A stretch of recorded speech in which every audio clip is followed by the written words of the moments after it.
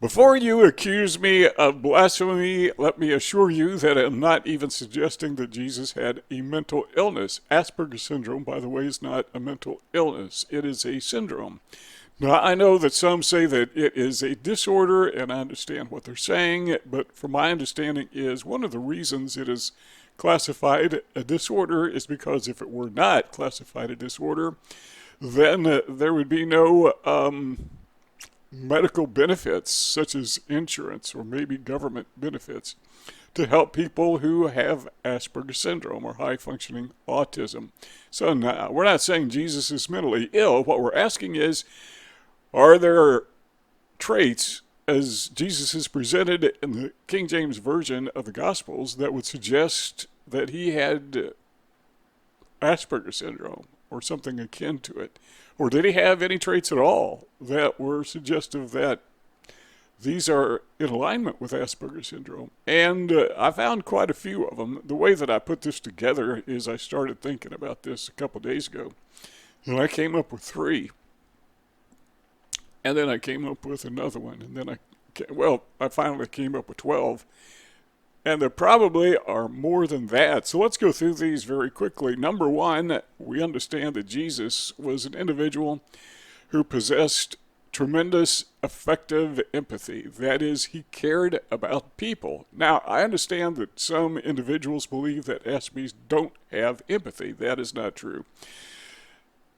Aspies can have affective empathy, but not cognitive empathy. Affective empathy means we care about people. We may not demonstrate that care because we tend to be socially avoidant, but we care about other people. We are empathetic, particularly other people who are like us, because we know what they've been through. But when it comes to cognitive empathy, that is recognizing body language or facial expressions.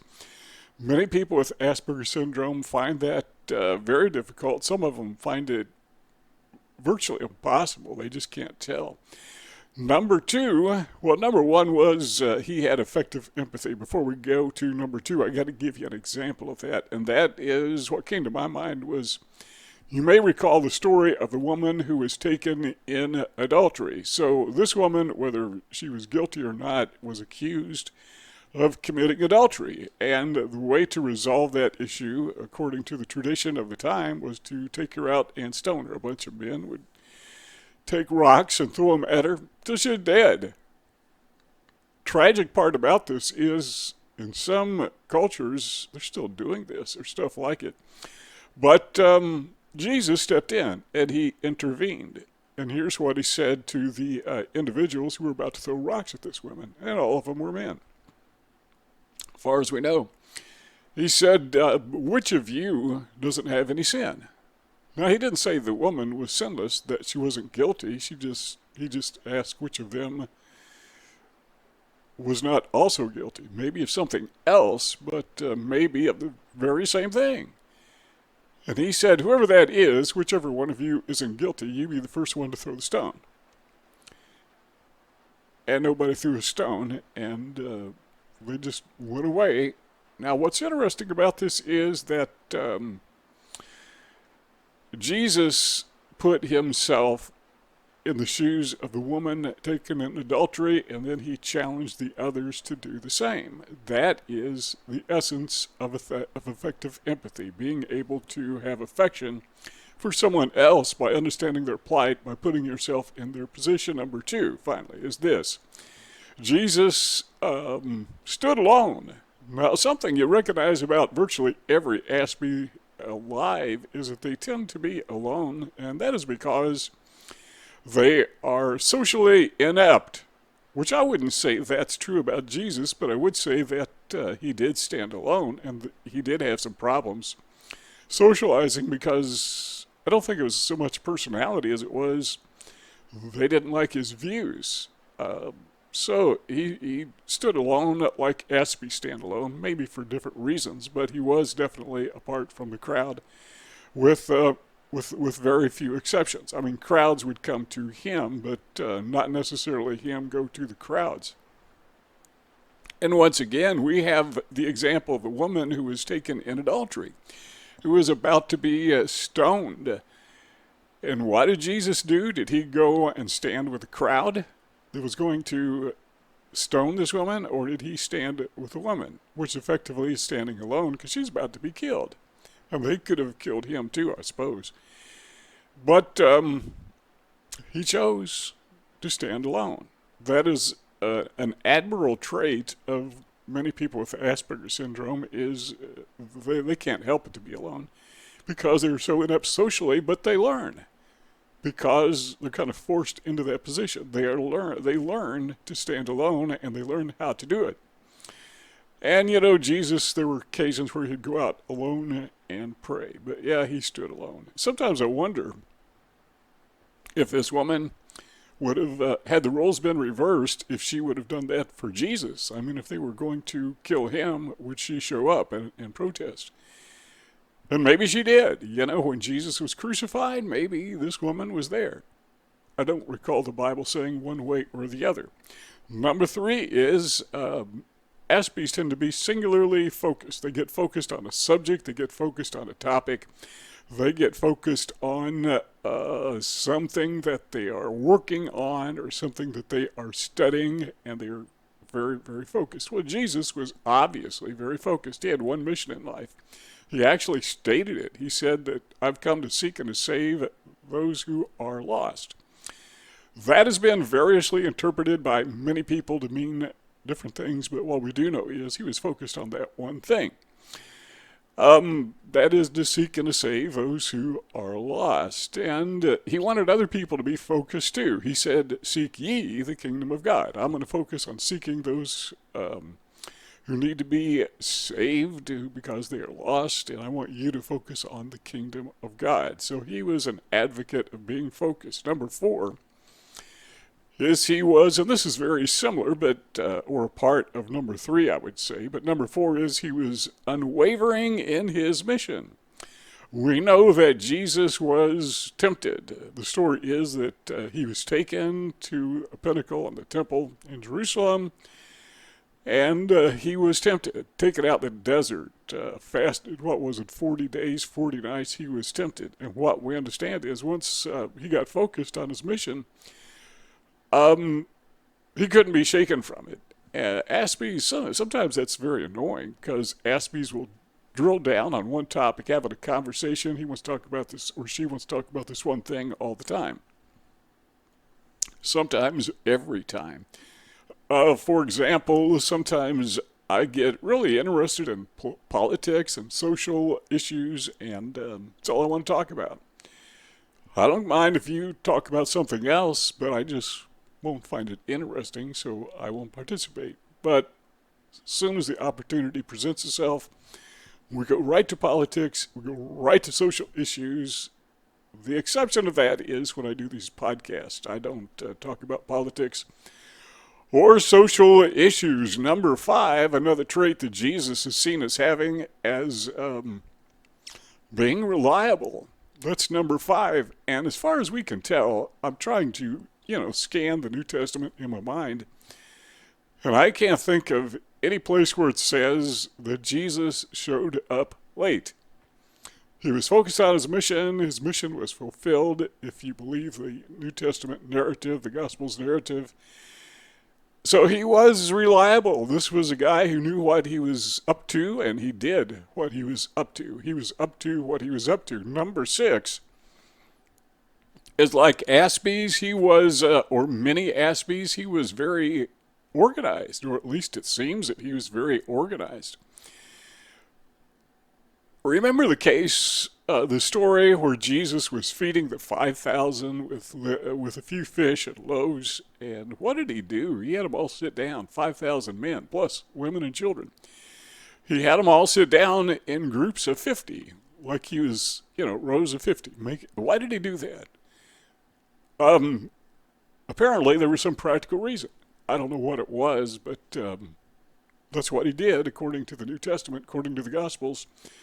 Made them sit down in groups of 50. So we see there a guy who is very organized. And also we see that after he fed the 5,000, he had them, the disciples or whomever, had them gather up the remains. He was tidy. That's number 7. So he was not only somebody who was organized like an Aspie, but he was somebody who was tidy.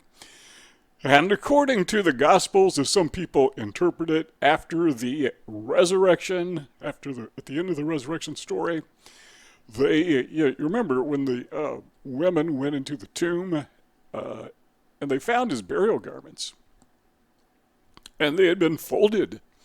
So the narrative there is, according to some, that after the resurrection, Jesus took time to fold up his garments before he left. You be the decider on that, whether or not that is a type of being tidy. If that is is that something that person with Asperger syndrome would do? Do they tend to clean up after themselves, tidy up after themselves? Number 8.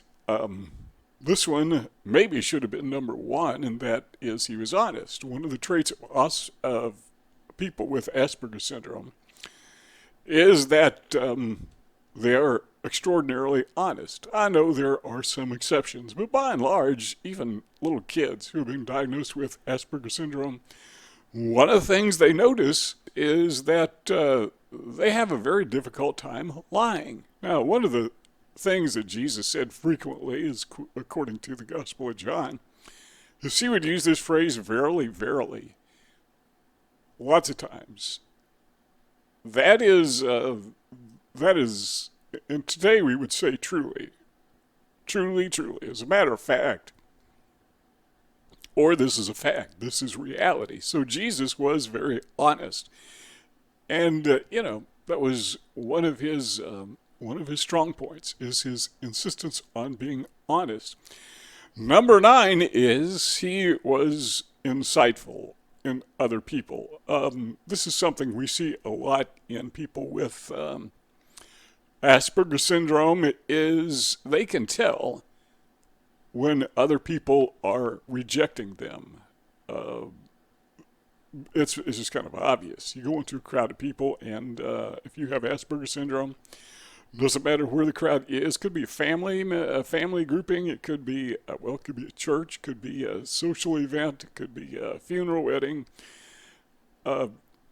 You name the event. But an Aspie walks into a crowd, and usually they pick up immediately on being rejected, and that's because other people pick up immediately on the person being not quite the same. There's something off about Aspies, and we're going to do a video on that, by the way, exclusively on that. So Aspies tend to be insightful as Jesus was insightful. There was an occurrence where the disciples in the Gospel's narrative were debating about, he said, seek ye first the kingdom of God. So they were talking about the kingdom of God, do what they're supposed to do. But what they were thinking about was, which of us is going to be the greatest when the kingdom of God shows up? And Jesus he picked up on that, very insightful. His response was to find a little child. Apparently there were kids nearby, and he set the little child in the midst of them, and he said, be like this person. If you want to be greatest, be like a child. So take that for what it's worth, but he had some insight into what the disciples were thinking and talking about, and he knew how to respond to it. Number 10 is he was introspective. Jesus had tremendous self-insight. That is one of the reasons he was so focused on his mission. He had the insight to know why he was there, why he existed, in his opinion. Number 11 is, like Aspies, he seemed to have above average intelligence. Most people with Asperger syndrome, high functioning autism, tend to have average or above average intelligence. And we can see that in Jesus on a number of occasions, but there was one time where one of the disciples came to Jesus, and they were asking about whether or not they should submit to the government or they should submit to God. And to show Jesus intelligence in his way of dealing with that, he said, get a coin, I want to show you something. So they got a coin, and he showed them the image that was engraved on the coin. He said, who's that? And I'm paraphrasing, obviously. And they said, that's Caesar. I said, okay, well, you render the things that are Caesar's, and you render to God the things that are God's. That to me shows a very bright, sharp mind. Okay, number 12, I saved this one for last on purpose. And these really are not in any particular order, but what about meltdowns? Did Jesus ever have a meltdown? Let me take a moment and see if you can think of occasion. When did Jesus ever get mad? All right, you probably, if you know anything about the gospel narratives, you know the answer to this. And that was when he cleansed the temple. Well, it seems that the people who ran the temple in Jerusalem had this thing where the scam where you could buy things in the temple, like if you wanted to sacrifice a dove or whatever, you could buy the dove right there. Didn't have to bring your own. How cool is that? But the catch was you had to use temple currency. They had their own, the temple had its own money. So most people don't carry around temple money because what good is it? So what these people would do, they would have exchange tables. So you would give them your denarii or whatever they called it, and in exchange for that, they would give you temple currency, temple coins, but they would charge you a fee. And it was kind of like a scam. I mean, you couldn't possibly avoid it because the whole point of coming there was to sacrifice. And unless you brought your own sacrifice, your own critter to sacrifice, I guess you had to buy one. And I don't know, maybe there was a rule that you couldn't bring your own. You had to buy one. I don't know if that's true or not, but I could see where they would, it's hard for me to imagine they would overlook that. So,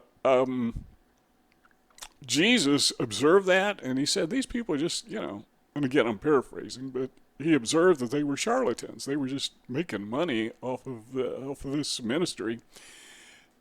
And they had turned it into something that it was not meant to be. And he threw what we would call a hissy fit. I mean, he took like a whip, they called it a scourge, and he went after these guys, and he overturned their tables. That tells me that Jesus was probably a pretty big man, probably intimidating. I don't know that. But could we call that a meltdown? Could we call it righteous indignation? Well, it looked like a meltdown, whether it was or whether it wasn't, but Aspies know too well what meltdowns were like. Okay, so my conclusion, did Jesus have Asperger syndrome? I think probably not, because he was not socially inept. He worked very well with people. They may not have liked him, but he was extremely good at socializing when the need arose for him to do so. I don't think he had Asperger syndrome, but I think he demonstrated many of the traits of people with Asperger syndrome. So if somebody calls you out on something that seems a little odd or seems a little weird, you could probably get away with saying, well, I'm just trying to be like Jesus. If you like this video, give it a thumbs up. Take a look at those two and subscribe, and take a look at those two rectangles on the screen. If you click on one of those, we'll just keep on talking so we can keep this conversation going. If not, thanks for stopping by, and we will see you next time.